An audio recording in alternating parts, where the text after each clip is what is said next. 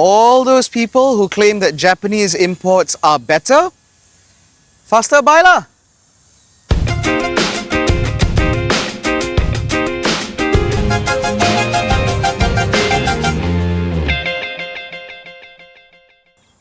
Now, one of the biggest changes for the latest generation Subaru Forester, aside from the fact that it is now fully imported from Japan, is the powertrain, because gone is the 2-litre Boxer 4-cylinder, now replaced with a 2.5-litre Boxer 4-cylinder, which produces 185 PS and 247 Newton meters of torque. That power goes to all 4 wheels, of course, via a symmetrical all-wheel drive system and a linear-tronic CVT automatic gearbox. 0 to 100 is completed in under 10 seconds, but more importantly, this engine now provides the Forester a degree of smoothness and powertrain refinement that the outgoing model simply could not offer.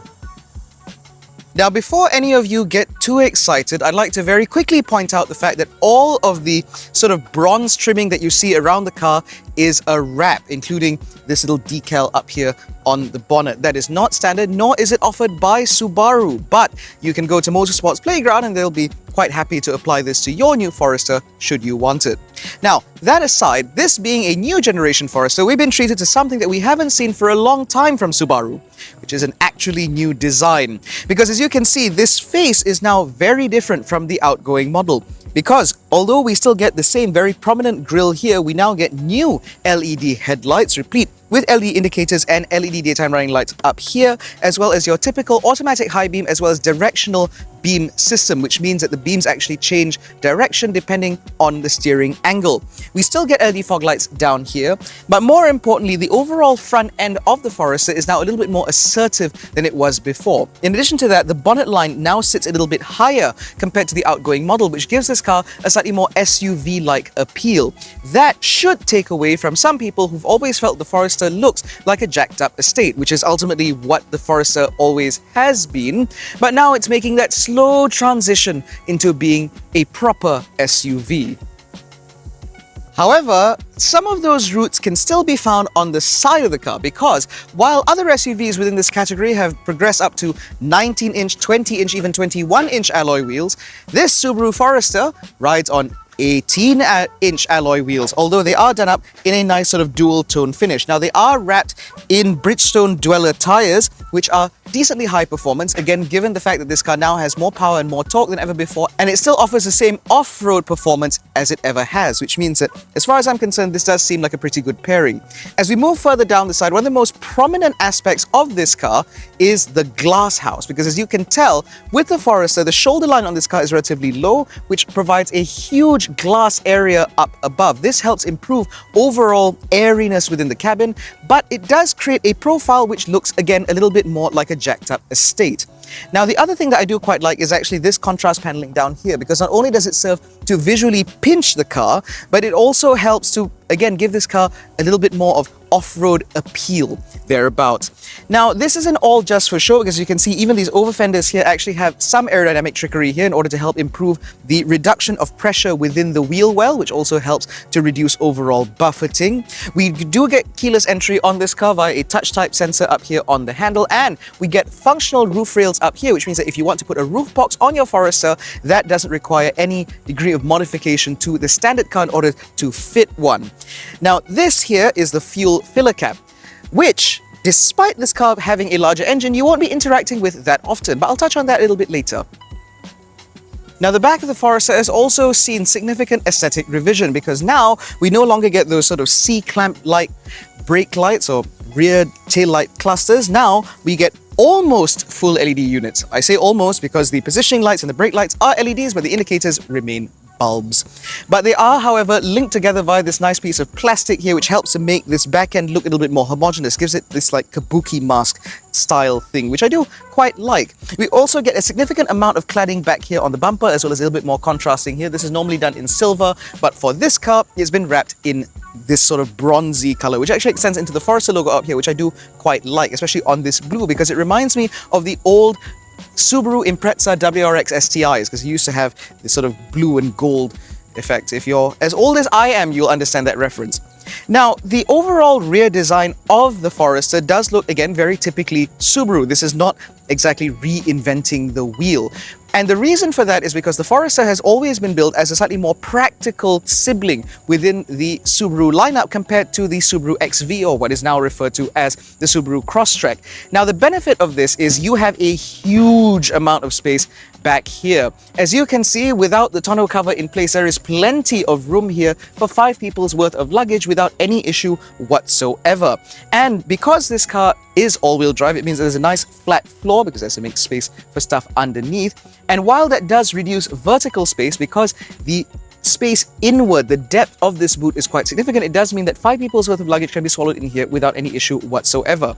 Now, despite the fact that this car is all-wheel drive and therefore requires a drive line which will eat into space underneath the boot floor, there is still enough room for some styrofoam, and underneath that you will find a space-saver spare wheel, which just goes to show that packaging engineers, or people in charge of the interior design of cars, are very important, because they manage to eke out just enough room for you to stick all of the stuff that you really need in an emergency underneath the boot floor without having to eat into any space back here. Now, in terms of other practical amenities, you get 4 hooks, 2 on either side, as well as a 12-volt socket in order to power anything you might have back here. You also have tie-down hooks, and you have the ability to fold the rear seats 60-40 via 2 switches on either side of the boot.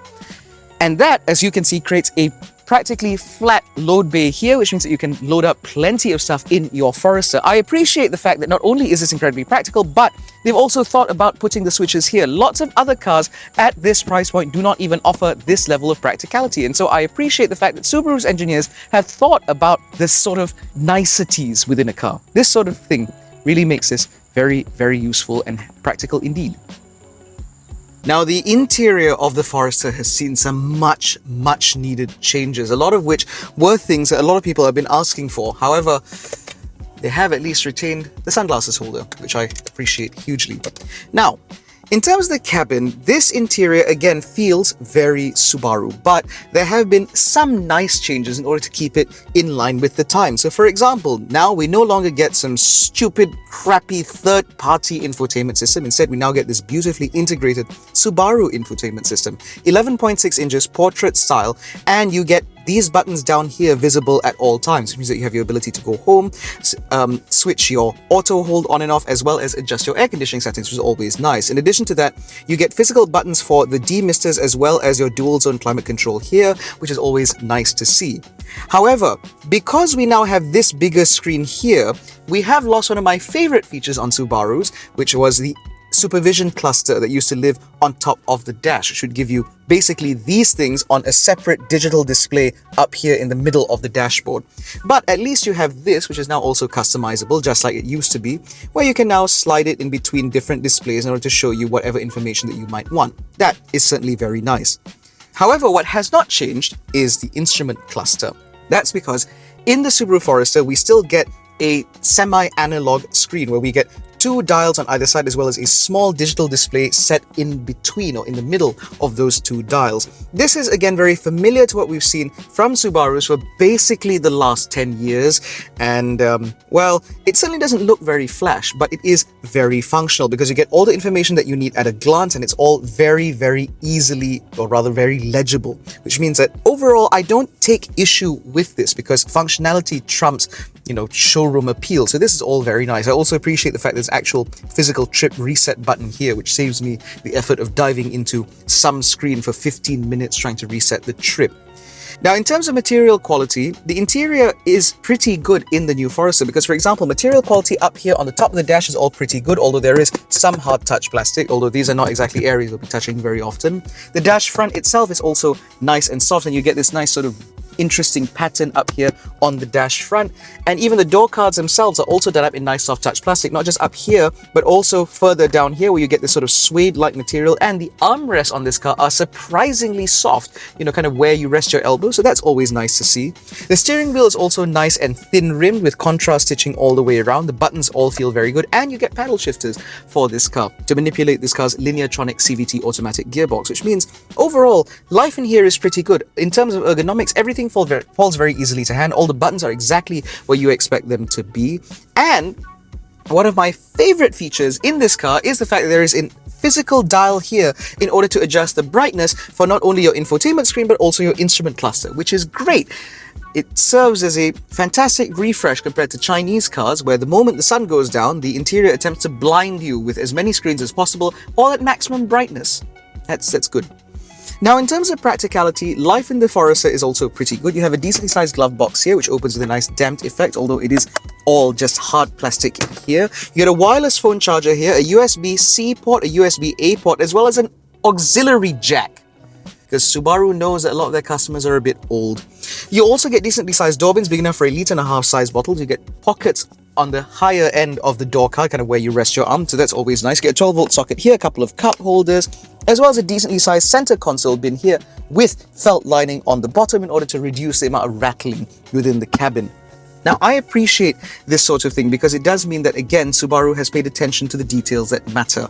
Because to them, given the fact they've already built a relatively nice car with relatively good build quality, with no squeaks, no rattles, this car feels like it's hewn from granite. As a result, you don't want things to be rattling around because it will be very jarring within this cabin. There's suddenly some weird noise here and there. And so the fact that this cabin has been built to an incredibly good degree, incredibly tight tolerances all the way around, means that, again, it just makes this whole package feel a little bit more livable. Now, I wish the same could be said of this infotainment system, because while it's very nice to have this 11.6-inch screen, the user interface is not that great. Let me give you one example. For example, when you swipe between one menu to another, you can see that there's sort of like a slight refresh rate delay. It's not that the processor is slow, it's just that the screen doesn't seem to be reacting fast enough. I feel that it's just the refresh rate of the screen that is the issue. On top of that, because all of your functions are now built into the screen, you'll be interacting with it a lot, which means that, for example, if you want to change any settings of the car, you have to press the car icon here, and then you have all of these things and just swipe through one after another. And if you're not careful, some of these menus can be very long. And if you want to change settings of the car itself, that's a separate menu. And again, there's a lot of stuff you have to scroll through here. A lot. And so some of this might seem a bit daunting to someone who's not familiar with the car, but I can assure you that once you've lived with this car for a little while, I've had this for about 4 or 5 days now, it does seem pretty livable and pretty easy to live with. However, one of the things I don't quite appreciate is the fact that now that we've lost the supervision cluster, you might still have this display here. But one of the things that supervision cluster used to offer were like some degree of information when it comes to, or rather information that's important when it comes to off-roading. Unfortunately, to do that, you have to go into car info here and then go into driving statistics in order to see, for example, your drive line as well as where the car is sat. You used to be able to get all of this in that supervision cluster, which was useful because it meant that you could still keep your Android Auto or Apple CarPlay running, which, by the way, is available wirelessly on this car. However, Subaru claws back some points by offering the maintenance page.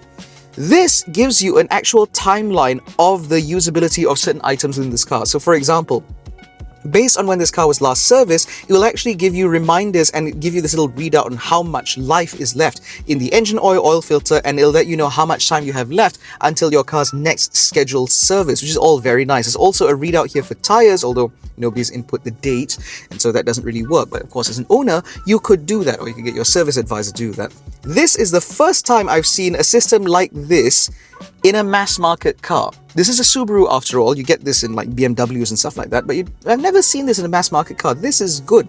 I appreciate this hugely because I'm very forgetful. So if my car can remind me when I need to service my car next, or if my tires are getting a bit old, that's great. What's not so great, however, is this car's 360-degree camera, which you can access by pressing this view button here. The reason I say this is because it just doesn't take up enough of the screen. I understand that they need to keep this portion here visible at all times for functionality, but when I'm reversing or when I'm using the 360 cam, I don't mind if it takes up the entirety of the screen because I actually need to see what's going on around me. And although you might see this spinny thing that it's doing and be traumatized and think of a Toyota, you can mercifully just press this button and then change the various views, which is always nice to see. And if you actually put this car in reverse, you'll also be able to choose multiple more views here, which are all decently high quality for a car like this. But most importantly, or rather the bit that's bugging me more than anything else, is the fact that the displays and the cameras themselves seem to be a bit dark. Now, it might not be very obvious to you here, but when you're trying to park in a dark car park, this gets even darker still. I think the contrast is a bit too high on this, which means that it makes the whole image look like it's too dark. But it's still otherwise usable. And this car does come with rear automatic braking, which is always nice because it means that if you're reversing out of a parking space, you should be a little bit safer. But overall, this car is okay. It's just all right. Now, in the back of the Forester, life is pretty good. If you're wondering why it looks a bit dark in here, it's not actually. It's actually very bright and airy. It's just that this car has been tinted to the 9th degree, which is why this interior now feels very glum. Now, with the front seats out in my driving position, about 170 centimeters, you can see I have a good amount of kneeroom and a good amount of headroom. And talking about those front seats, because they are electrically adjustable, the driver's seat doesn't just come with 2-stage memory. This car also comes with facial recognition. Because every time I get in the car, it scans my face and then sets the seat up for where I'd like it, which is an interesting addition for this car, but okay.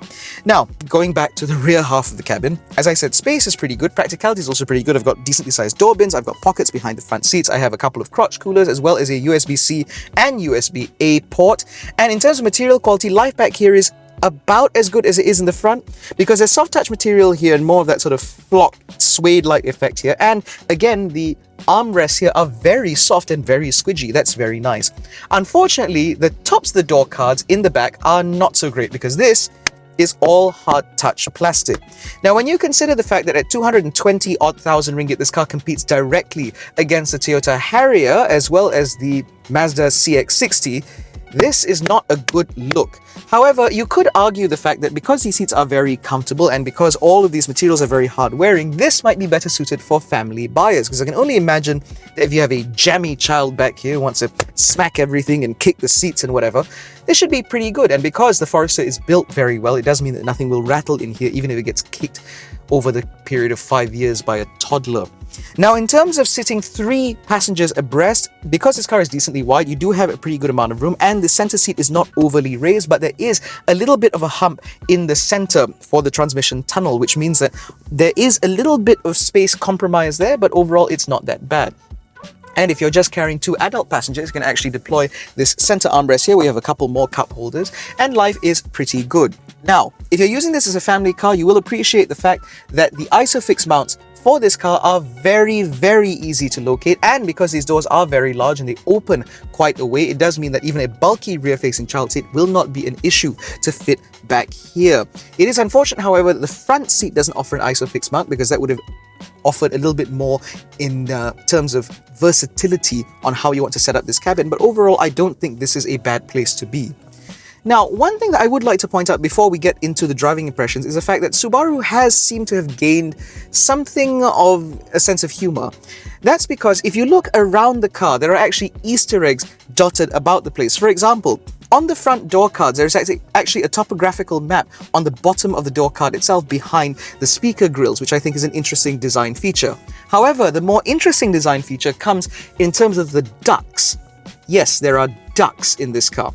There are ducts on the front windscreen as well as the rear 3/4 panels, as well as on the rear windscreen, although there are none on the side. Now, the use of ducts might seem interesting to you, but I remember someone from Subaru telling me that there's some significance of ducts. It's either that or they thought it was funny.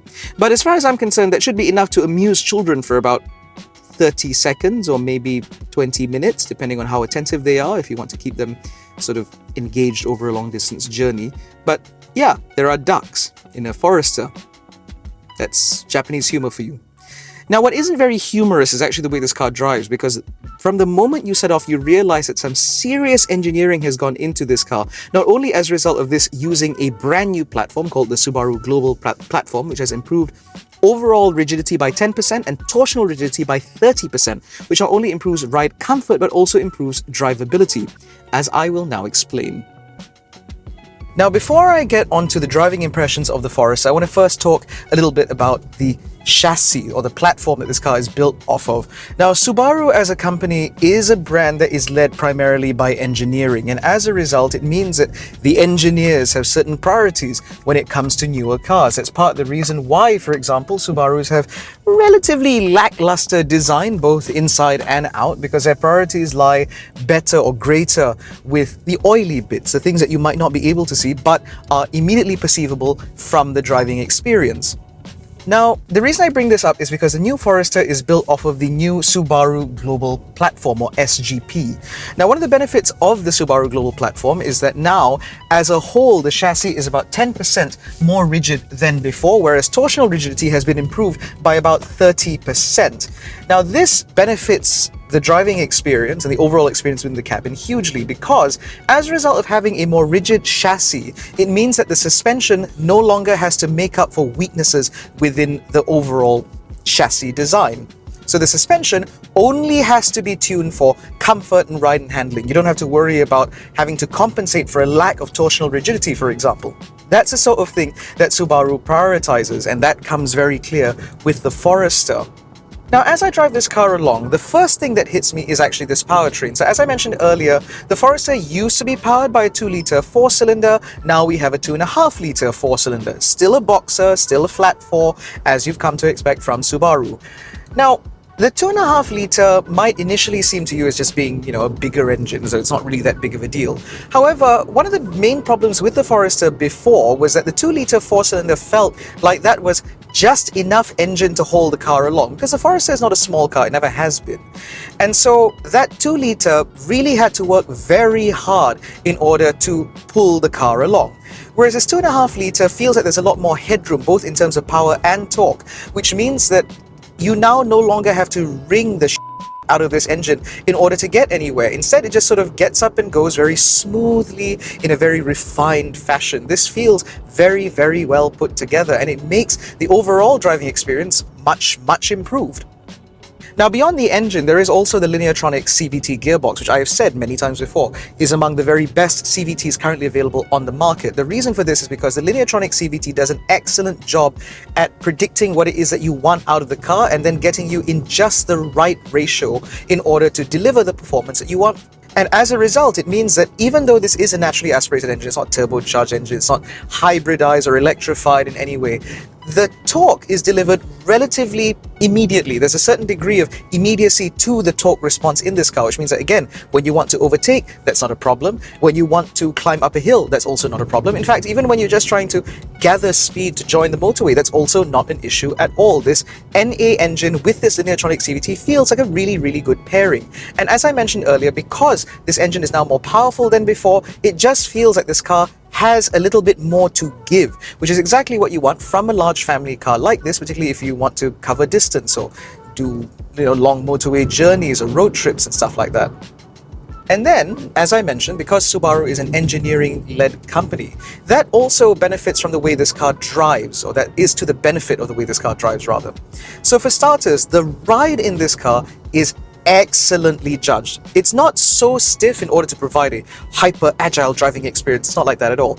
Instead, it seems that they've taken their learnings from rallying more than anything else and applied that to their road cars. So for example, instead of having a hyper stiff suspension, this does have a pretty decent amount of give, which means that this car does have some degree of body roll, yes, it does lean a little bit, but it feels very natural as it does so. It doesn't feel artificially stiff. It doesn't feel like it's trying to convince you that it's a performance car or that it has some degree of dynamic chops. Instead, it just feels, again, very well judged and very natural.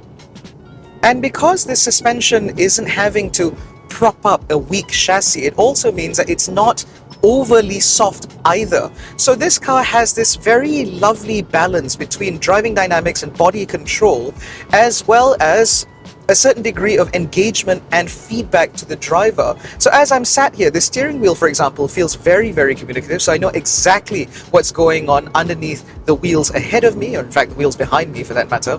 And it just feels really, really well judged. It feels like the sort of suspension setup that is, again, meant to balance between drivability as well as comfort without compromises in either direction.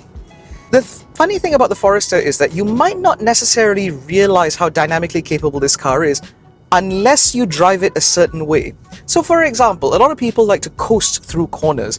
They come off the throttle and let the momentum sort of carry them through the bend. And while that's, a perfectly acceptable way to drive, I suppose, the thing about the Forester is because this car also runs symmetrical all-wheel drive, the magic of the dynamics in this car really come alive when you stay on the throttle. So to explain this, symmetrical all-wheel drive essentially ensures that there is always 50% power to the front wheels and 50% power to the rear wheels at any given time, making this a permanent all-wheel drive vehicle. However, while that torque split doesn't really change much, unless you set it into a different X mode, What does change, however, is the active torque vectoring from left to right. So each axle is able to deliver that power to either the left or the right side of the vehicle, depending on the direction with which you're turning. Now, the benefit of this is obviously excellent traction. No matter what conditions you find yourself in, a Subaru is pretty well equipped to keep you going. But when you're on the road, on sealed surfaces, especially when it's dry like it is today, whew, Lord, the mechanical grip in this car is fantastic. Because the power is able to vector from left to right, it means that, for example, when you're taking, say, a federal road, a B road, for example, and you keep your foot in it, the car is able to move power to the outer wheels in order to essentially pivot you around a corner. This car, even though it's a massive C-segment SUV with enough space in the back for your family as well as luggage and maybe a pet dog, despite that, when you go around corners in this car intently, it pivots. It feels like the car pivots from basically your hip point, which is excellent for an SUV like this. It feels, in fact, like a proper sports car without, the bone-shaking ride that usually comes with a proper sports car. And that sort of experience is something that you only get from a Subaru. I say this given the experience that I've had driving a myriad of vehicles across various different terrains and conditions, but symmetrical all-wheel drive truly feels, to me, like a peerless all-wheel drive system that really does work in a myriad of conditions. Unlike other all-wheel drive systems that prioritize on-road performance or off-road performance, this car manages to do both. It provides all-wheel drive benefits in all scenarios, which is perhaps why it's a tenet of the brand.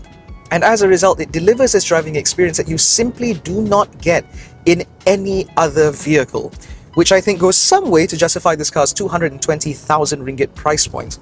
Now, that brings me on to the other tenet of the Subaru brand, and that is EyeSight. So EyeSight is basically their name for their level 2 semi-autonomy systems. It's called EyeSight because it runs primarily on a couple of stereo cameras that are mounted on the top of the windscreen, which is able to judge distance and provide lane centering and lane departure warning and all that nonsense. Now, again, you can go back and watch earlier reviews because I've said this many times before. EyeSight remains one of the best vision-based systems for ADAS in any car, bar none.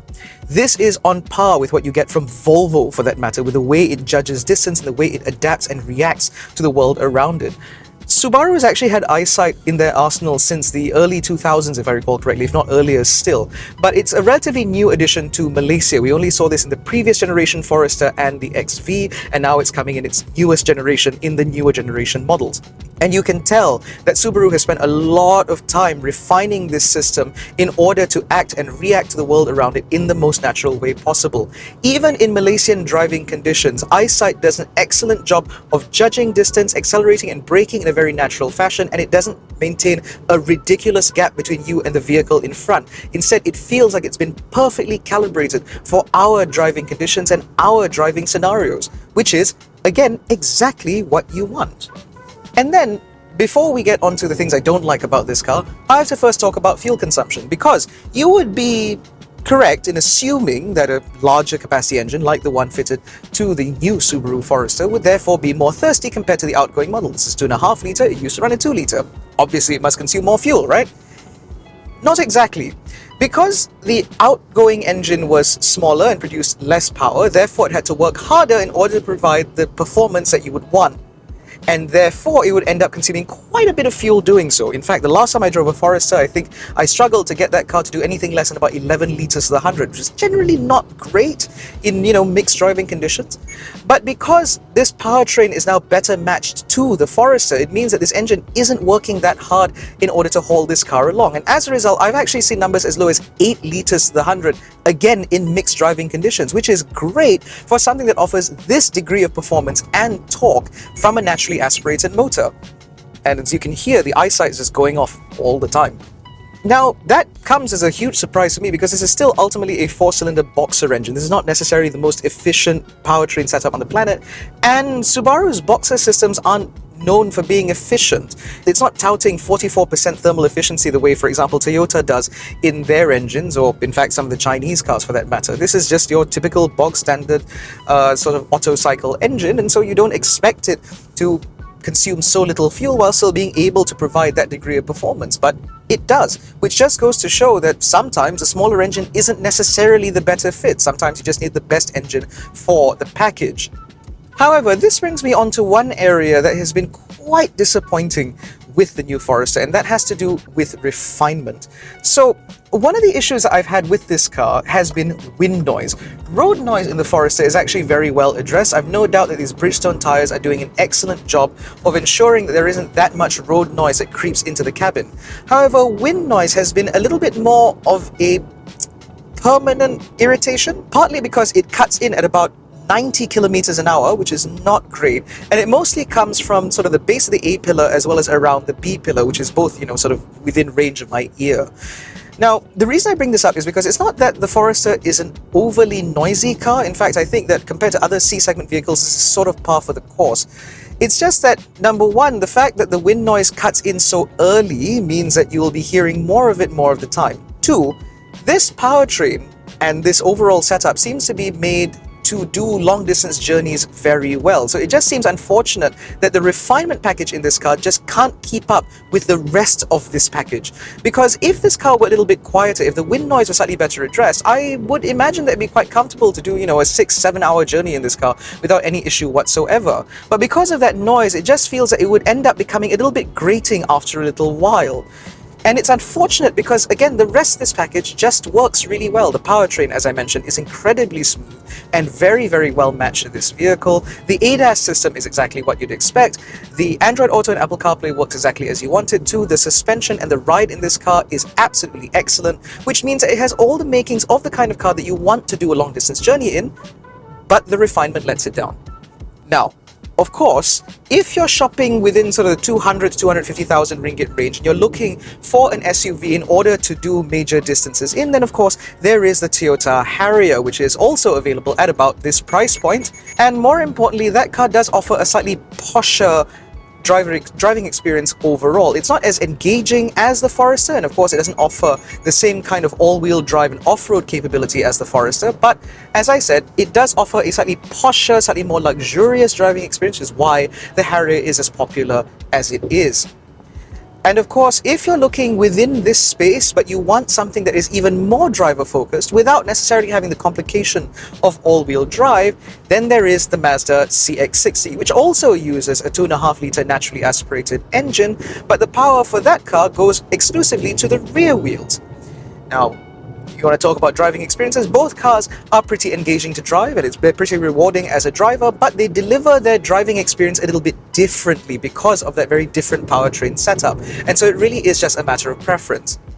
However, if you're looking within this space and you want a family SUV that can really do a little bit of everything, a car that is civilized on the road while still being capable to drive off-road, plus with the security of all-wheel drive, should be doing long distance trips on a regular basis, and you want the security of having all-port traction, then as I've said before, the Subaru Forester is pretty much unmatched. This car is incredibly practical, it's incredibly spacious, and it promises to be pretty reliable and durable to put up with family rigor. Which means that as far as I'm concerned, this remains a car that I would recommend very highly if you can get over the price point. Because 220 grand for a Forester is a lot of money.